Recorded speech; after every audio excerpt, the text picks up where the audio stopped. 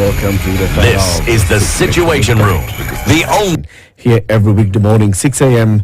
to 10 a.m., raising several matters on governance, on society, things that matter to all of us as Kenyans. So the next conversation is going to be about behavior and the behavior of all of us as Kenyans. We have invited Dr. Ruth Laibon Masha. She is the CEO of the National Syndemic Diseases Control Council to come, because a couple of weeks ago we saw this, just last week, we saw this conversation emanating after Naivasha Safari Rally. Things happened, and then we saw, what was the behavior of people who attended the rally? What was it? News coming in that, people were being offered free condoms. Some of them would take but not use. Others would take and use, but, all those matters. Dr. good morning. Good morning. Welcome to the hot seat of the Situation Room. It's good to have you here. I think we've looked for you a number of times. Finally, you're here. Karibu sana. Asante sana. Karibu sana. You'll tell us what the Syndemic Diseases Control Council is all about. We know the National AIDS Control Council. That's what we knew you to head. Now it's Syndemic Diseases. You'll tell us all about that. But to welcome you to the conversation, on behalf of our colleague Siti Muga, who's not in today, we have the day's proverb. Every week, Siti goes to one African country. He mines proverbs from that country through his research. And then he brings us a proverb per day from that country. The job that we give our guests as a welcoming job, kikombe ya chai, is to listen to the proverb and then you give us your interpretation of that proverb. This week, the proverbs are from the Kingdom of Morocco. And today's proverb is, what is in the head of the camel is not what is in the head of the camel driver. What's in the head of the camel is not what's in the head of the camel driver. You get it? Yep. Get it? What's your interpretation of it? Okay, so maybe I would think that the camel driver knows where they're going, because they're the ones who plan the route and they know the place they are heading to. And the camel brain, probably the function is about its own sustenance. It's about what is in my space. What do I eat? What water do I drink? Is there going to be a rest period? And therefore, it's not necessarily that the camel brain and the camel driver are going the same direction, unless the same are tuned into taking care of each other's needs. That is how I would interpret that. What do you think the Moroccans are telling us with this proverb? I think the message here is about leadership and about leadership and visioning leadership with the people we are leading. Because if we come up with, for example, policies or strategies that don't resonate with the needs of the people, we may know where we wanted these policies to go, or, for example, the strategies or the intervention to go. But as long as the people who we are leading are left behind, either in terms of knowledge or understanding the destination, then you have a discordancy in where you want to go together. And so you have to bridge the gaps. And in our case, I would have interpreted it as leadership, knowledge, citizens, agencies, and that gives them the whole scenario of bringing people together for unity of purpose. As a leader, you must not assume that people know exactly where you're trying to take them. Yes. You must communicate this very clearly to them. Exactly. Very good. I'm sure it will play a role somewhere in our conversation this morning. I am very sure of it. But first of all, the National AIDS Control Council, National Syndemic Diseases Control Council. What is syndemic and what is this control council?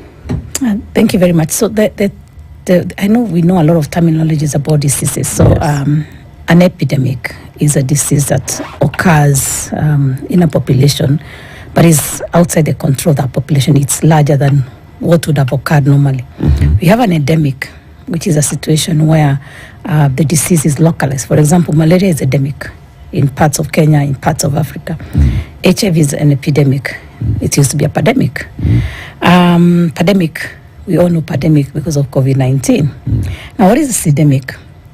A syndemic is a disease that interacts with other diseases or epidemics, but also it interacts with our own socio and economic development, like poverty, like behavior such as maybe what is in HIV, injecting drug practices, alcoholism, and therefore it's called syndemic because it's seen.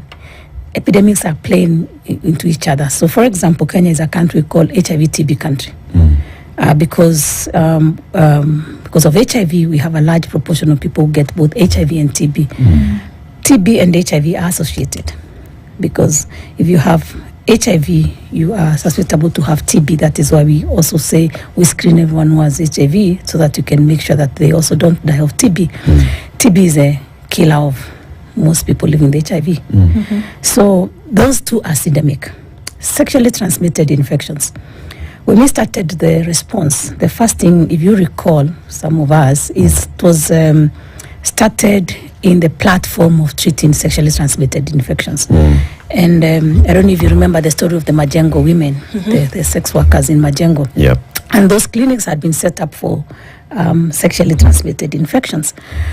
And why is sexually transmitted infections connected with HIV? Is because some of those infections, like an infection called chancroid, they bring out some scarring or sores within the genital areas. And that make one person who is living with HIV, if they have a person who is negative and they have sex, it makes it easier for them to pass the virus. We also have something like genital herpes. Now, genital herpes, when you have genital herpes, which is a very common STI, your immune system is drawn to where mostly you get lesions within your genitalia. So the immune system goes to defend from the herpes. But HIV also targets that same immune system. So it's easy for it to cause the infection. So we say they are syndemic. They help each other. So if you have an STI, it's the easiest route also to get HIV when you're exposed to the virus. Then again, we look at what is going on, poverty and violence. I'm sure when you look at some of the cases we are seeing of sexual violence, it is not for children of the rich. We recently saw a 13-year-old girl that had been defiled in Nyamira County.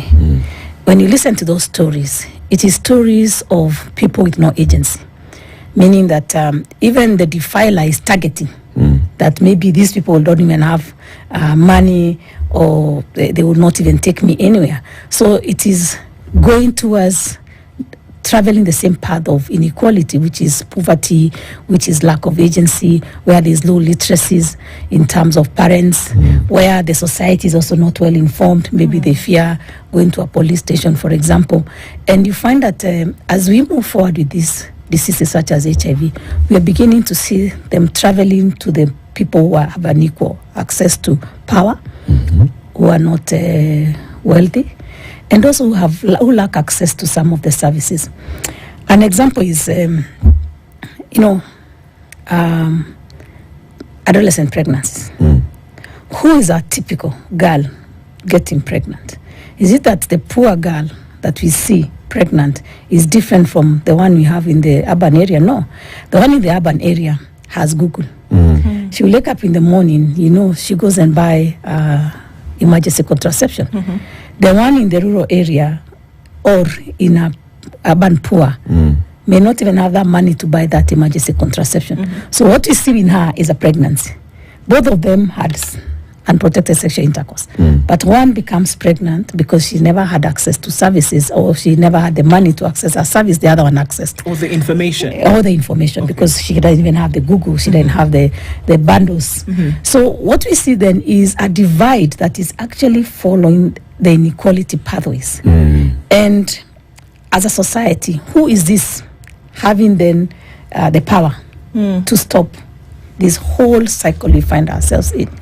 And that's the first question you have to ask. Where does the power come from? Where does the power come from? So previously we've been told that, of course, there rests a huge amount of power in the passing of information back and forth. But if we're just going to link with how, Eric talked about this in the very beginning, is that this conversation is born out of certain things that we've seen over the last week and certain things that we've seen out of the last couple of months, whereby we have seen, or we've been told from the information that has come from sectors, where your institution is established, organization is established, that we have seen a re-emergence or resurgence of HIV infections amongst young people who interestingly do have this information. So my question is, what has happened, or how has the character of infection of HIV then changed? If previously one of the things that we were told was that in order to curb infections of HIV, condom use then is highly effective. But we see people are now shunning the condom. Young girls more worried about getting pregnant than they are about getting infected. Young people who will shun the use of a condom because they've heard of something called PEP. So, are we still seeing that those who lack information are the ones who are more susceptible to infection? Are we still seeing that? I think that goes back to the problem we started with. Yeah. It's about the camel driver and the camel brain.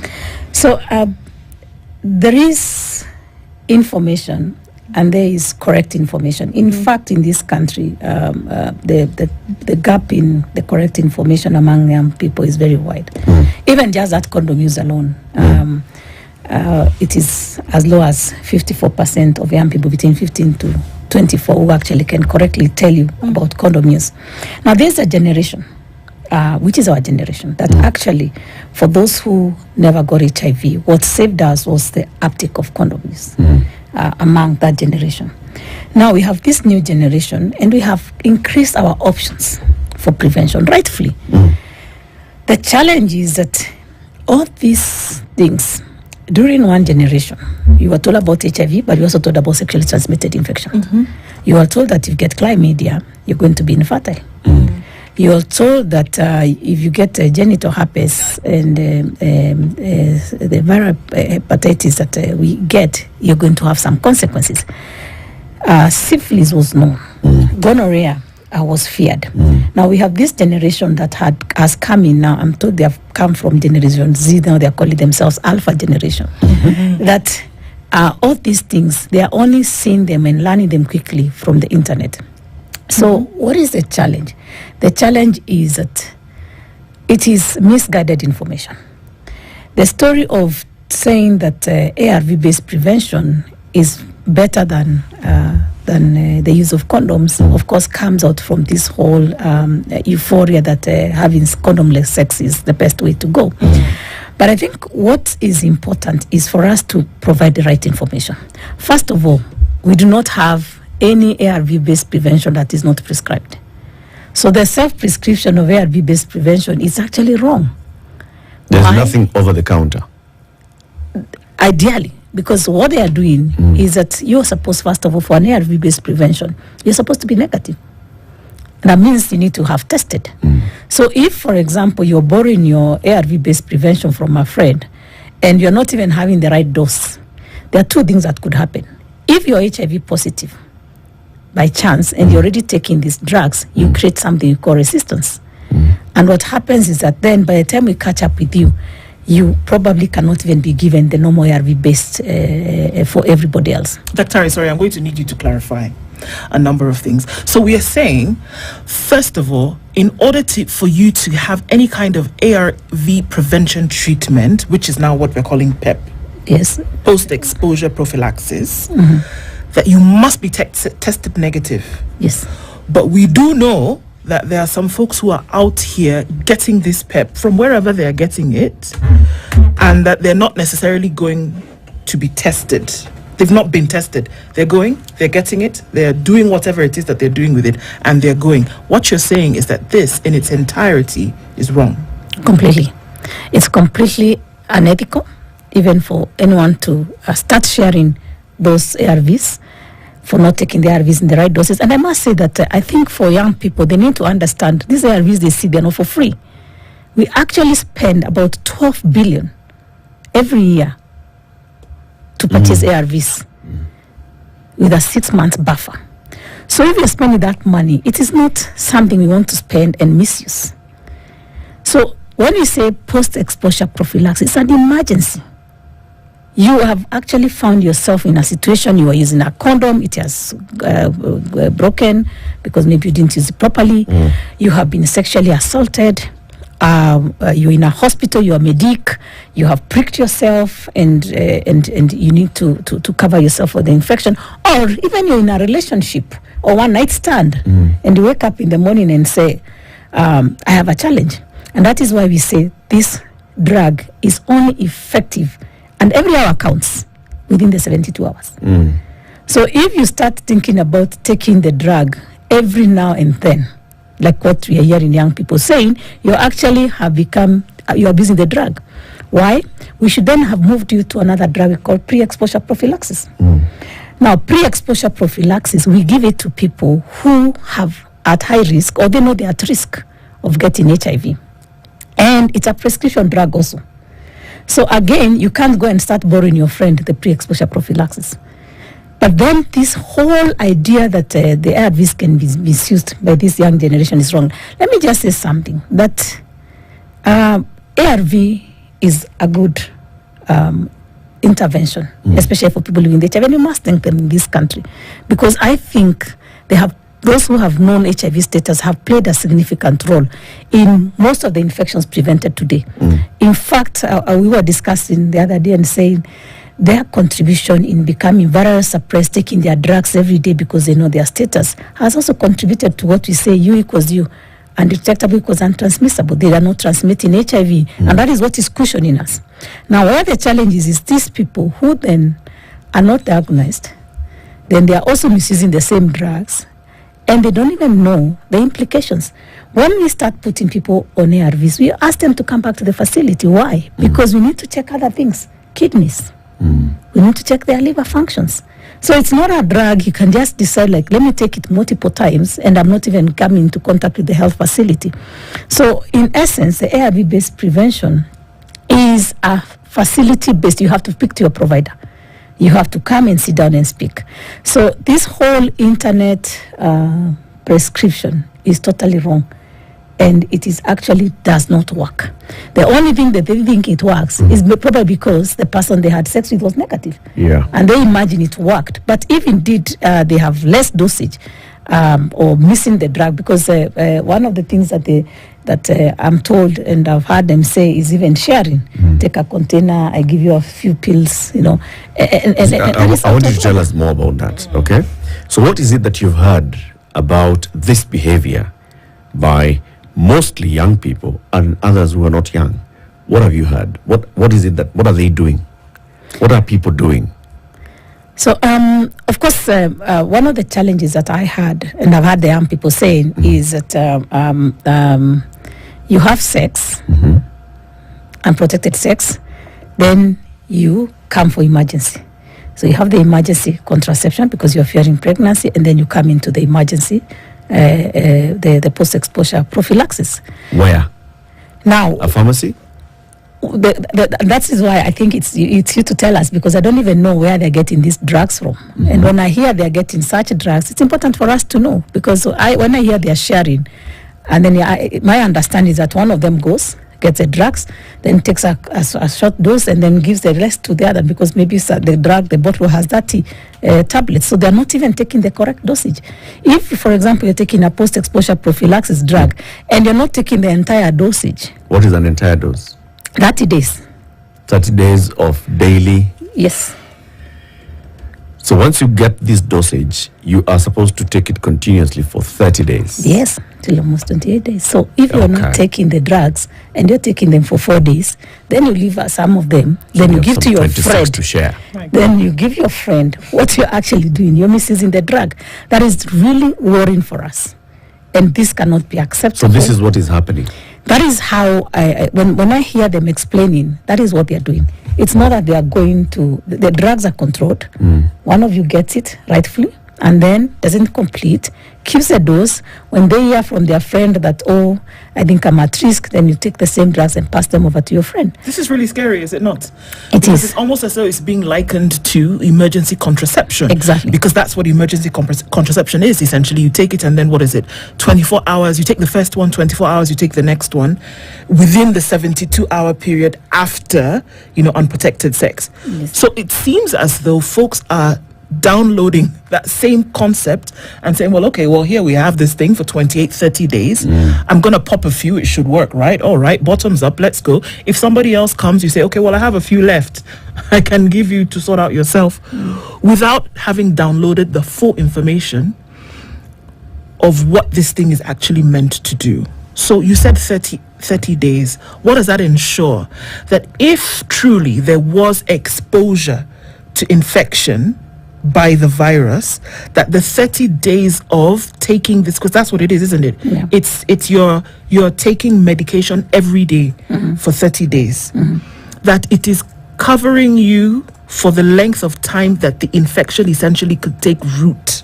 Exactly. In your system. Exactly. So if you take it for 4 days, or you take it for 2 days, or you take one dose, you might as well have drank a cup of water. Exactly, because it's not going to be effective. The dosage is created that is so that it's consistent. Remember, it is about breaking the interruption of the virus from attaching itself. So that interruption, so that cell then that can die. So that interruption must happen within those 20 to 30 days. So if you come in and take them for 4 days, you have done almost nothing. So you can't even keep transferring these drugs to your friend and other friends. And then there's also a confusion about pre-exposure prophylaxis and post-exposure. Pre-exposure. What is the difference, even in terms of the medicine itself? There's a difference because one is a single dose, the other one is a combination of 2 drugs. Okay. So we give them different. The dosage is different. So you cannot come and even decide how I'm taking take them. PEP before sex. No, And expect Because it's post. it's post. It's an emergency drug. Now the pre-exposure is a program you're running. We know that there are some people who are at risk, even in marriage, for example, or people who have partners that they know my partner is at high risk, and sometimes have no power to negotiate for condom use, and we encourage them, stay on a pre-exposure prophylaxis. We also encourage people in a discordancy relationship where your partner is HIV positive and you're negative. So we make sure the one who is negative is on pre-exposure prophylaxis, but we also encourage condom use. I must say, none of these drugs, if you come to the facility, none of these drugs is given without information about condom use. So condom will still remain as the only single tool that we currently have that can protect you against 3 things: HIV, sexually transmitted diseases, and mistimed pregnancy. We don't have anything else. So that is why we say PEP, condom. In fact, I think for me, we need to start having the conversation of sexually transmitted infections. Even when we talk about human papillomavirus, we have shied away from giving out information, but that is very essential. Our parents are dying of cervical cancer because there was no vaccination during their period. We have a vaccine that is almost 99% effective, but that vaccine must be given to girls before starting to have sex, and that is why we are targeting the younger ones. Now, what are we trying to say? We are saying that by the time you have your first sex, it is unprotected. Most of the population usually get exposed, especially to an STI that include human papillomavirus. Now, what does it do? The earlier you have sex in your life, like if the sex is early, like what we are saying Age-wise, now, age-wise, by the time you're about 25, 26, we start beginning to see a percentage of these cells converting. And that is when then you end up with cervical cancers. So these STIs are linked to so many things that young people don't understand. It's not just you wake up. One thing I always say, chlamydia, for example, it will, with time, untreated, what does it lead to? Block the tubes. Infertility. Infertility is expensive because now the desire to have a child and there is a scarring on the tubes, and it makes it difficult to forgive. But so, in essence, what I'm saying is the point you have said. We have to have a different way of communicating to our young people. And that's what I want us to discuss after this break. 27 minutes to 9. Our guest is Dr. Ruth Laibon Marsha. She is the CEO of the National Syndemic Diseases Control Council. We are talking about the syndemic diseases, starting off with HIV and then going into STI and the others, and particularly behavior-wise. So there's concern that's been flagged by the National Syndemic Diseases Control Council on the young people and their behavior when it comes to sex. Many of them, as we are hearing, are just going into something that they've now considered it's an emergency drug.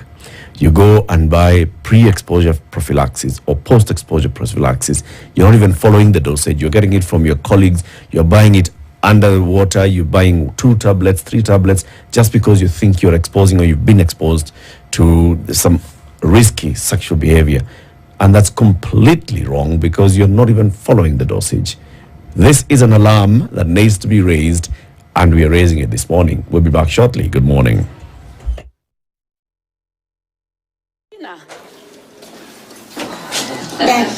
Sasa mama, mkono imevunjika? Yep, sitaweza kufanya homework. Mbona kaniko unafurahia hiyo story? I mean, sitaweza kufanya homework. Wewe, kwani ni macho imevunjika? Utaweza kusoma vitabu? Usifikiri utatoka shule ukuje hapa kucheza. Ukitaka kufanya kitu ifanye saa hii. Si ati kungoja sijui stars ya line. Hiyo ni ufala. You know what, you're right. Kuna kitu nimekuwa nikitaka kufanya for a long time but nilikuwa nikiogopa. Nataka mtoto. Ati? Wendo unasugua watu, si ndio? Mfunge hiyo kitu.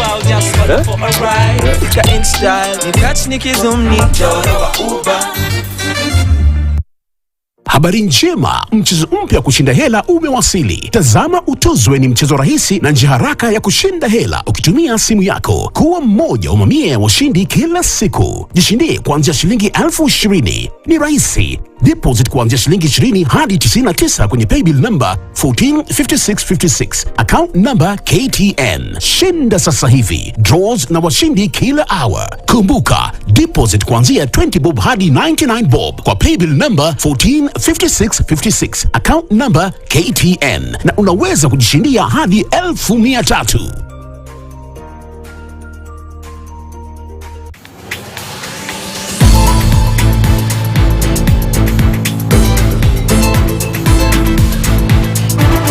How can you inculcate a culture that's actually enabled this aspect of transformation? You need to listen to the feedback around you. You need to look at the patterns that are happening and know that you're a big part of the problem and the solution. So reculturing is really an awareness that we've grown to this level, but we need to scale, we need to accelerate, we need to self-disrupt, others will be disrupted. The aspect of seasons. And knowing when is your season, maybe for a business transition, for you to transition in terms of your career. It's complex. It's very complex, but I feel what's the priority in this season? And the priority in this season, in the next season, it won't have the same value.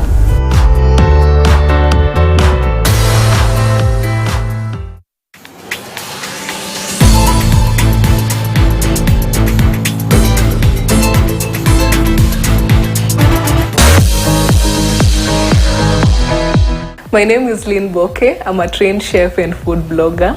I am passionate about food. I love food, the entire process of preparing it, right from sourcing ingredients to presentation and sharing it and seeing the reaction on people's faces. That makes my day. You can order with me. I'm serving a group of 12 people today. You know, I believe that the universe conspires to support you whenever you're doing something that is important to you. So please start today.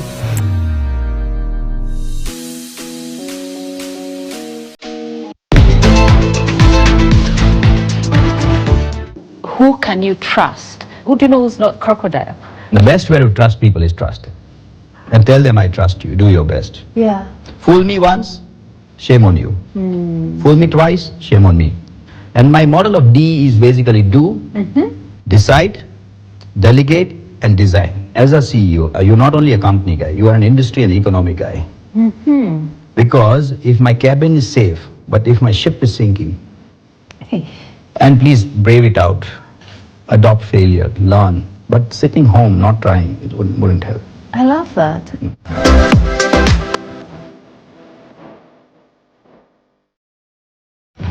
Nimeguess airtime. Airtel Money inakuokolea. Really? Ukiwithdraw chapa kwa Airtel Money agent inakurudishia hiyo transaction fee kama airtime. Auntie. Karibu. Airtel Money makes your life kidogo better. What is it that you observed over that Safari Rally weekend? Because you had people who are out there distributing condoms and trying to raise awareness about transmission. What did you observe? So one of the challenges we've been seeing over time, even before the Safari Rally, was that, and I didn't raise it again, it's very interesting that I find a scenario where I see young people, and I speak young people below the age of 35. You can walk into a facility or a wine and spirit and walk in and buy a bottle of, what do you call it, 18 years and... Whatever drink you're buying. Let's say 18 years, whatever they are. 18 year... Whatever, 12 years, 18 whiskey. years. Whiskey. And then, and you're already planning that you're going to have sex. And the one thing that you don't buy is a condom that is right there in the same place. So the question is why? If we do studies and compare ourselves with other countries such as Nigeria, and we say that we give as a government free to use condoms, and we ask people, are you willing to buy condoms for high-risk sex? People say, yes, we are willing. But then we find that we are one of the countries that rely only on public free-to-use condoms, and therefore, when they are not there in where you are, then you decide then it's okay, I can have condomless sex. So that is a place of lack of knowledge, and that is what we're saying. It's the same story you said, camel and the brain of the camel and the camel driver. Because the reason why the free-to-use condoms are available from the government perspective is because the government sees these diseases, HIV, mistime pregnancy, sexually transmitted infections, as also part of what we call diseases that are of public health importance, but also they can interfere with our socioeconomic development. So it's important also for citizens to practice the same, so that it's a cooperation. You know, you can buy a condom, the government can provide a condom, but the use is dependent on the citizen cooperation. So let's begin from there.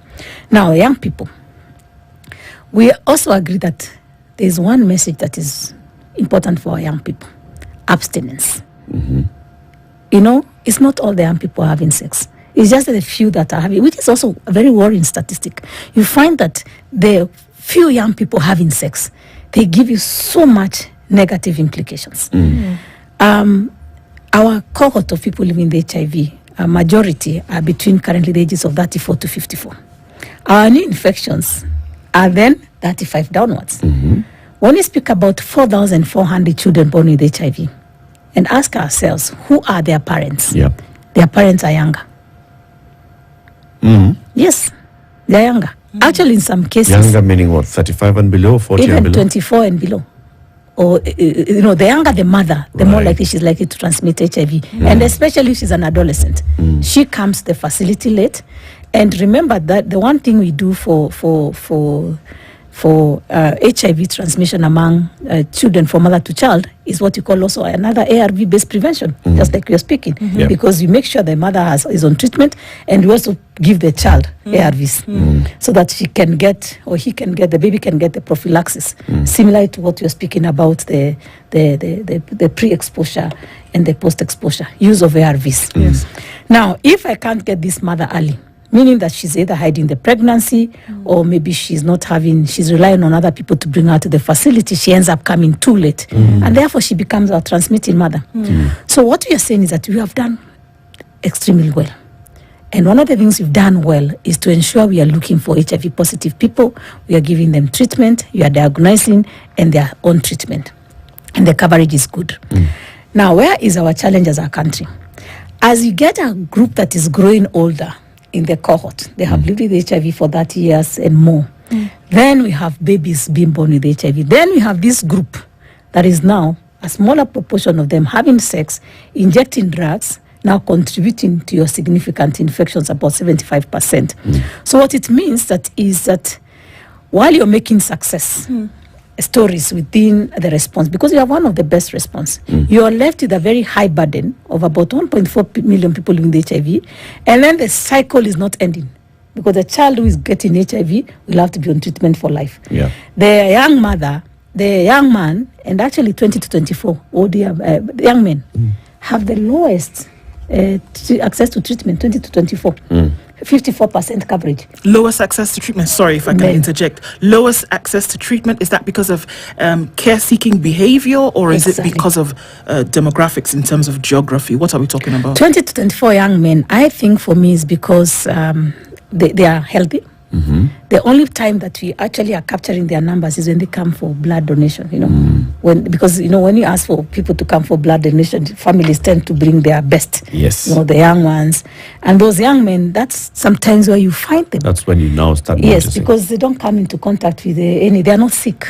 So they can live with latency, face of HIV, and they don't know until sometimes you capture them when they get pneumonia, or mostly in the tuberculosis. Yeah. That is when we are finding them. So we actually are running a campaign now from the next 6 months, targeting men. Because whereas we have more women getting infected with HIV, we have a challenge of losing more men. The ratios, the proportion of men dying of AIDS-related illnesses is higher than women.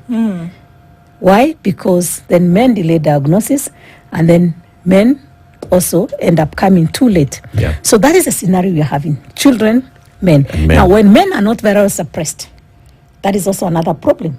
Because, again, we have to look at demographics. Who is having, because if you have, last year, we had about 250,000, 259,000 children. I call them children because those are 10 to 19-year-olds who are in our health facilities coming as pregnant mothers. When you start asking who are the fathers of these babies, interesting, the age cohort has changed. It's no longer the Mbaba. No. In fact, it is just an age group slightly higher than them. Which is the college kids. College kids, 2024. The 19-year-old is saying the boyfriend is a 21-year-old. So this whole combination of until 34 that is also having sex with the other generation, we are seeing a problem there. Now, the other challenge, which is huge, is that these young people, unlike the older generation, also have multiple sexual, because of the energy. So they'll have more sex. So that sex needs to be protected. Because like older people who probably have less sexual activity because of age, comorbidity diseases coming in, this young group is very sexually active. So we must contain this group that is sexually active by insisting that people have to use condoms. But then, Dr.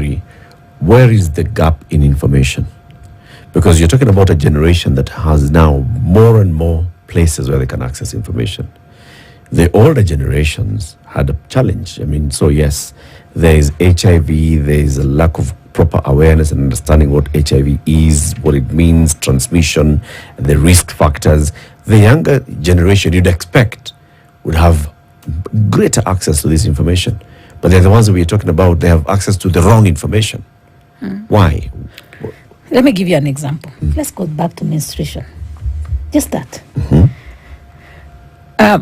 If we are having the wrong information even on menstruation, we've had a case in example where I know of a child who was telling us that they are pregnant, but they told us they've not had sex.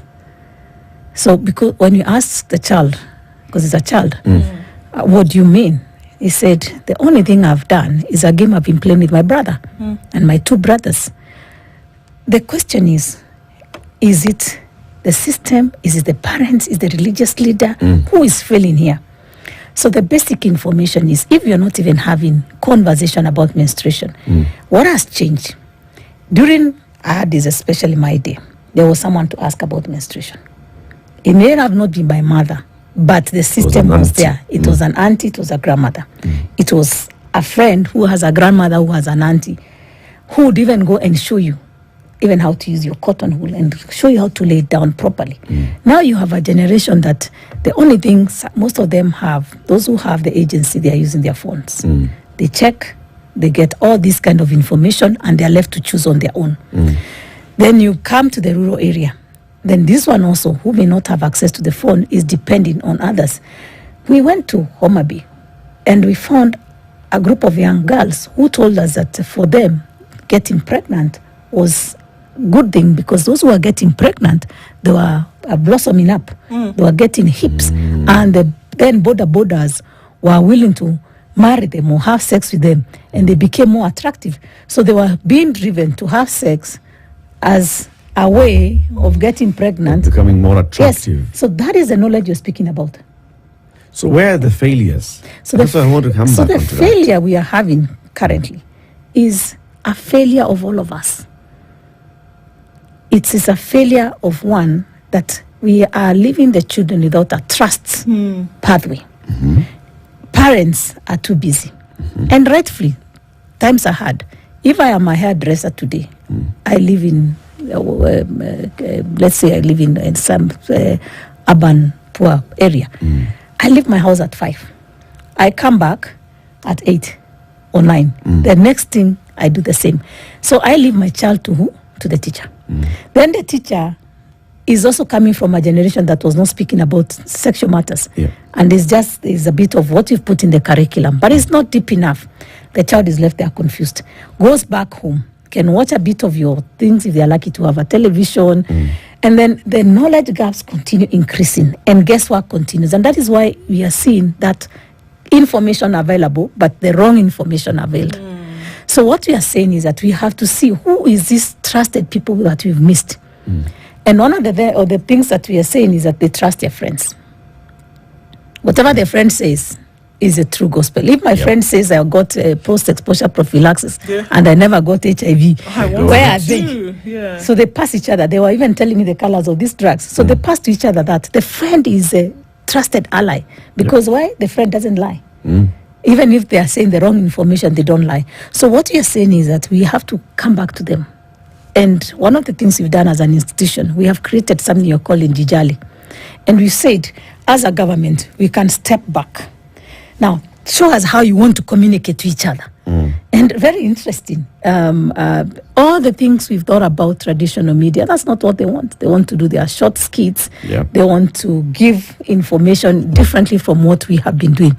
And that's the way we have to go. We have to ask ourselves, is information or knowledge of some of these things you're talking about a critical element of life given to these young people? Once you have accepted, then we'll never fight about what should we give our children. Sounds to me, Dr. Harry, that the National Syndemic Diseases Control Council and its precursor, the National AIDS Control Council, and the other agencies that were there, got left out in this generation. The way you were dealing with the previous generations and how you communicate, put up billboards, go to radio stations, go to TV, you were stuck on that. You did not realize that there's a new generation that has a different method of consuming information. And now you're playing catch up. I wouldn't want to just say that as an institution that we are only playing catch up, but I also would say it's a society. Yeah. But we've given you the agency, Dr. Harry. So, as the an National agency, Syndemic Control Council has been created and is being funded to take lead on this, to come to us and tell us, you as a community, if you have church, you have whatever kind of influence as a community you have, this is what you should do. But you got caught out. So what I would say is that the information that we've been giving to the public, the education, the systems, the radio, the TV, the media, has been evolving very, very fast. And we must all admit, evolving faster than ourselves. Today, I was looking at a software package, a reel shot or something, the small little videos people are paying for on your phone. I mean, this today I can read my book audiobook. I pay for it. Instead of reading the book, someone reads for me until I fall asleep. Yep. So this technology is changing. And we must admit that the traditional way we've been communicating, right, like you rightly say, is not going to reach this generation. And we're also accepting. We have to accept that we cannot continue arguing as adults. Because if I had come to you earlier on as a government agency and you see those kind of apps going around and us commenting or dancing with young people, you'd have said those people are immoral, isn't it? Yes. We have been caught up with a morality discussion. All of us. What should you teach the young people? Our group was talking about abstinence. Another group was talking about comprehensive sexuality education. Another group was talking about what is right and what is wrong for these young people. So we all of us caught up with the what to teach, instead of us agreeing that there's actually a gap in knowledge. So once we are all consistently agreeing, so we ask ourselves, what is it the religious? Because the religious leader, their goal and their role is to take people to heaven. Yes. Isn't it? And if they are the best to communicate abstinence, let them be. Let's allow them to communicate that abstinence. Now, from a perspective of a public health specialist, I know that it's not size, the size, I mean, everything doesn't fit for everyone. I will also have these ones who are also being sexually coerced. I have to have a message for them. Yeah. And that is why I'm saying the ones who are sexually, we had about 22,000 of them. I mean, is it 22? Yes. More than 22,000 actually, of them that were sexually violated, 10-17 last year. What do I do with that cohort? Then that one I need to make sure that people around them also are taking them to the hospital to access emergency contraception, to access post-exposure prophylaxis. Yeah. That's another set of group To deal with. So I cannot now say that my work will become like the religious leaders I'll focus on. It can't be one Yes. size fits all. Yes. Dr. How many young people do you have working in your organization? And by young, I mean that cohort that you've talked you're about. talking about that's mostly The infected. 19, 20, 21 to 35-year-olds. So what we have done in terms of creating a movement of young people, we have young people we call Maisha Youth. So Maisha Youth is a network of young people. In fact, they select each other. So within the organization, I host their council. So across the country, they have 47 chapters. And these 47 chapters have not less than 100 young people who are actively involved every day with our organization. When you go for activities, we go with them. And they're very, very creative. In fact, we give them the space. They do their own messaging, and they actually attach it to us. So the Maisha Youth Movement, we created it because of exactly what we are speaking today. That we realize that if we don't give them the space to express themselves and to show us how they needed to be communicated to, would be lagging behind. Yeah. And it's probably one of the best things that I think as a leader I have allowed to happen and has given me high impact. How much does it influence decision making at the institution? It does, because the Maisha Youth Council is seated at the technical division. So when we are discussing strategies, when we are discussing messaging, we actually pretest with them. They do with us. They actually the council sit with us. And it's basically like a voluntary basis, but we only give a small step to the ones that are within the organization and also the ones on the ground when they come for activities for us. That is one way we've done. Secondly, again, we try and make sure that we are also linking to other youth-serving organizations. So that is part of what we are doing to make sure that we are not speaking to ourselves. Then the other element that we also have put on board is that before we come up with a program for young people, we say it must be done by the young people. So that is why, for example, I was talking about the Dijali. I mean, I would have called Dijali something else. But when they went around and the same Maisha Youth, they came back and said, this is how we want it to be. This is how we want to create our short stories. Then you say, let it be. So they are really influencing how we are thinking, because we know that without them, we may have missteps and then come back later to be caught up by another generation. You know, when you're saying you're dealing Generation Z, then all of a sudden it's Alpha. They keep changing, it's dynamic. But also, it's a very short period. Right. That is what you must understand. Young people are not there for a long time. It's a short period of time. That is why, as parents, as religious leaders, we must look at that period of 10 to 24 as very critical period of development. 10 to 19 you can shape someone. You can shift their mindset so that we can all get our energies within this group and then be able to say we've transformed their thinking. Even in abstinence discussion, I always say that let's go back to the basics, the abstinence. Then we move from abstinence. Then we talk about the condom. Then now we say the ones who are at risk. Allow me to also speak about the other thing I found in Naivasha. Alcohol, drugs, and substance abuse. Currently, we have about 26,000 of people who inject drugs in this country, and they inject common drug use injected in this country is heroin. Now, heroin use is prevalent among young people, the same cohort you're speaking about. They have HIV almost 5 times than the general population prevalence. Now, what is making heroin use become more acceptable among young people? One, when people are using alcohol, it's easy for families to see and to know. But as they start seeing their families knowing this and they want to get something, they go to drugs that we call secret drugs. Because once they get a shot, they are not smelling, they are not your typical person, and they can be able to hide. We have found that also that growing population of young people using drugs is becoming a big challenge. And if you're not careful as a country, we may also find ourselves in a big mess. And we've seen countries that also had a similar challenge, like Mauritius, having a really big crisis in the future. We know drug is also in hepatitis, viral hepatitis, are linked. So we are also saying that also as we speak about these other things, sex, condoms, and the drug use of pre and post exposure, let's also not forget the injecting drug use practices, and we must provide adequate information on all those. Wow. Dr. Adi, thank you for joining us today. Thank you for raising this alarm, and it's important that we keep raising this alarm. The platform is here. We'll invite you again to come and let's talk about this much later. Dr. Ruth Laibon, the CEO of the National Syndemic Diseases Control Council, has been our guest. It's 9 a.m. Time for the news.